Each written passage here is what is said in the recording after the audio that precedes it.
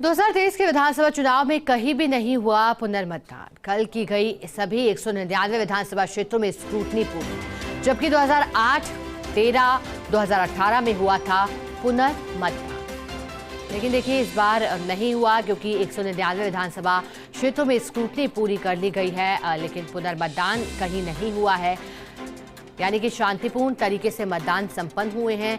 200 विधानसभा सीटों को लेकर के चर्चा थी, लेकिन फिर श्रीगंगानगर से करणपुर सीट से प्रत्याशी के तौर पर गुरमीत कुंदर को मैदान में उतारा गया था, लेकिन उनका निधन हुआ। फिर निर्वाचन आयोग ने फैसला लिया कि मतदान अब स्थगित इस सीट पर किया जाएगा। लेकिन अब विधानसभा क्षेत्रों में जैसे जैसे मतदान हुआ उसके बाद तमाम जो आंकड़े हैं वो सामने आ रहे हैं। प्रतिशत वोटिंग का फाइनल सामने आ चुका है। 75.45% वोटिंग हुई है और इसी कड़ी में स्क्रूटनी भी लगातार की गई, लेकिन पुनर्मतदान जैसी स्थिति कहीं बनते हुए दिखाई नहीं दी। जबकि अगर बीते चुनावों को देखें, ट्रेंड को देखें तो 2008, 13 और फिर 18 यानी कि लगातार बीते 15 वर्षों से पुनर्मतदान की स्थिति बनी थी, लेकिन अब स्क्रूटनी पूरी हो गई है, लेकिन पुनर्मतदान की स्थिति नहीं बदली।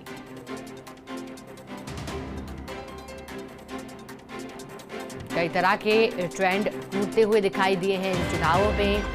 जो वोटिंग प्रतिशत है उसमें महिलाओं की सहभागिता पुरुषों की तुलना में अधिक दिखाई दी। 0.1% अधिक महिलाओं ने मतदान किया है और ऐसे सीटें भी हैं जहां वोटिंग प्रतिशत 80% से ज्यादा हुआ है। सबसे अधिक पोखरण में हुआ है और तिजारा भी कम नहीं रहा। 86% के आसपास वहां वोटिंग हुई है। अब इंतजार है 3 दिसंबर को आने वाले नतीजों का।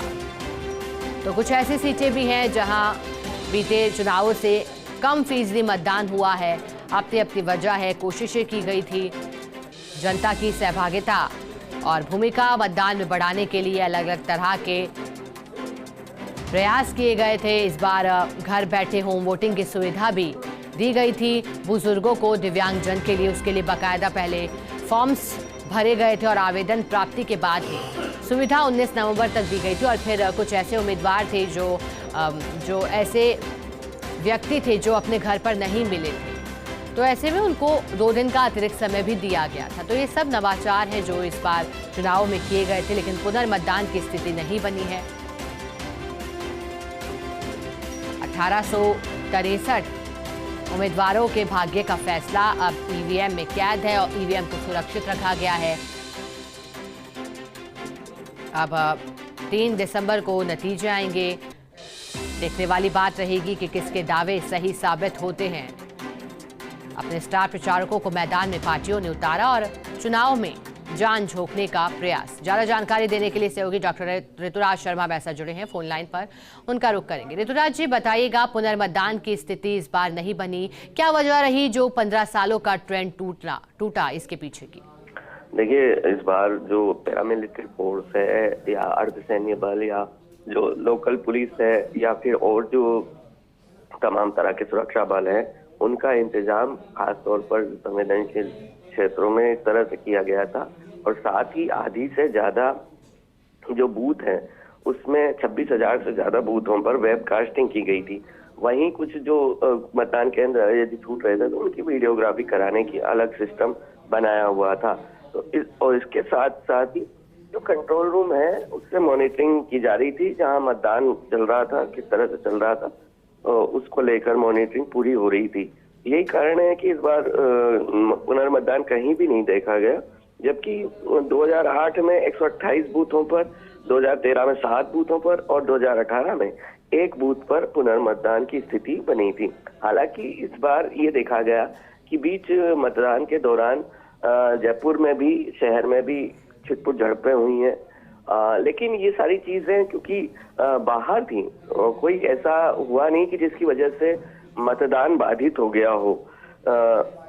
इस वजह से यह निर्णय लिया गया, एक भी बूथ पर पुनर्मतदान नहीं हुआ। साथ ही साथ ये जो खास बात रही इस विधानसभा चुनाव की कि 88 विधानसभा क्षेत्रों में महिलाओं की वोटिंग पुरुषों से ज्यादा हुई है। इसका मतलब साफ दिखाई देता है कि जो महिलाएं, जो ग्रामीण पृष्ठभूमि की महिलाएं घर से बाहर नहीं निकलती थी, वो वोटिंग के लिए उमड़ पड़ी। तो निश्चित रूप से ये बड़ा आंकड़ा है। 697 करोड़ की अवैध सामग्री जब्त की गई है तो यह भी एक बड़ा बड़ा आंकड़ा है। साथ ही विधानसभा क्षेत्र ऐसे हैं जहां 65% से कम मतदान हुआ है। कुल 199 विधानसभा क्षेत्रों में से केवल 7 ऐसे विधानसभा क्षेत्र पाए गए जहां 65% से कम मतदान हुआ है। 65% से कम मतदान निर्वाचन विभाग की जो श्रेणी होती है वो रेड श्रेणी में कराया जाता है, जहाँ पे कम मतदान की शिकायत मिलती है। तो ऐसे 7 विधानसभा क्षेत्र में स्थिति आई, सिवाना, बावनवास, थोड़ा भीम, जालोर, सुमेरपुर, मारवाड़ जंक्शन और आहोर। ये बता देना चाहूंगा, ये 7 ऐसे हैं जहां पर पहले भी इस तरह की स्थिति देखने को मिली, तो ये मिथक थोड़ा सा टूट नहीं पाया इस बार भी। लेकिन जो पूरी बात करें, विवेचना करें, अगर 199 से 192 सीटें ऐसी हैं जहां 65% या ज्यादा मतदान हुआ है, 98 सीटें ऐसी हैं जहां 75% या उससे ज्यादा मतदान हुआ है। साथ ही साथ 38 सीटें ऐसी हैं जहां 80% या इससे ज्यादा मतदान हुआ है। यह एक रिकॉर्ड माना जाएगा, क्योंकि 38 सीटों पे इस तरह से मतदान उभर कर सामने आना यह एक बड़ी बात है। सबसे ज्यादा कुशलगढ़ में जो 88.13% मतदान हुआ है, फिर पोखरण में हुआ है, हनुमानगढ़ में 80.07% मतदान हुआ है। तो ये तमाम खास बातें रही इस बार के विधानसभा चुनाव की, और जो तमाम जो इंतजाम किए गए उसका फर्क ये हुआ कि ये शांतिपूर्ण चुनाव संपन्न हो सके। जो भी घटनाएं हुई वो चिटपुट घटनाएं, वो दरअसल मतदान केंद्र के बाहर हुई, उसका इतना असर यहाँ नहीं पड़ा कि पूरा मतदान ही बाधित हो जाए। जहाँ ईवीएम खराबी की शिकायत आई और कई बार यह भी देखा गया कि ईवीएम की वजह से कुछ देर रुका, वहां पर भी स्पीड अप किया गया काम को। तुरंत मुख्य निर्वाचन अधिकारी ने वहां से निर्देश दिया और स्पीड अप करके काम को, और जितने भी मतदाता है फटाफट अंदर करके और मतदान करवाया है। शाम 6 बजे तक भी लाइनें लगी रही, और इस बार ये देखा गया कि हर 1 घंटे में लाइनें का प्रवाह उतना की उतना करीब करीब रहा, क्योंकि ऐसा माना जाता है कि सुबह जो जल्दी का समय 7 से 1 घंटे का जो समय है सुबह का, उसमें कतारें नहीं मिलती, लेकिन इस बार वहां उस समय भी कतारें देखी गई। तो ये सब तमाम बातें हैं जिसकी वजह से ये चुनाव संपन्न हो पाया, और ये जो जादुई आंकड़ा है 75% का, वो पार हो पाया। 75.45% मतदान हुआ है। ऋतुराज जी, से राहत कहें या फिर बड़ी कामयाबी कहें, क्योंकि इस तरह की छिटपुट घटनाएं भी हुई थी जब जानकारी मिली थी कि फर्जी तरीके से मतदान देने का प्रयास भी किया गया था, लेकिन फिर उसे असफल किया गया। तो अब तक की जो स्क्रूटनी हुई है उनमें कौन कौन से तथ्य साफ कर दिए गए हैं? स्क्रूटनी में यह तथ्य बिल्कुल साफ कर दिया गया है कि कोई भी मतदान केंद्र में ऐसी स्थिति नहीं आई है कि जिस तरह से आप बता रहे हैं कि जो मतदान रुका या फर्जी मतदान हुआ, क्योंकि वो वेरीफाई हुआ उसमें बाकायदा सेक्टर ऑफिसर के द्वारा, और ये देखा गया कि सेक्टर ऑफिसर ने वेरीफाई करके और फिर बताया कि यहाँ पर ऐसी स्थिति नहीं है कि पुनर्मतदान किया जाए, और तमाम जो वैध मतदाता है उनको फिर मतदान कराया गया। तो तमाम तरह के ये जो इंतजाम किए गए, और खासतौर पर इसमें जो सेक्टर अधिकारियों की जो वहां पर भूमिका रही, जो आरओ की भूमिका रही, वह वहां पर सराहनीय रही, क्योंकि वहां पर इस बार जो उनको बुकलेट फॉर्म में वो तमाम चीजें इस तरह से क्या डूज हैं क्या डोंट्स हैं, ये तमाम बातें कहेंगी। साथ ही साथ जब मतदान दल रवाना हो रहे थे किसी बस में या कोई भी वाहन में, तब मुख्य निर्वाचन अधिकारी की खुद की आवाज में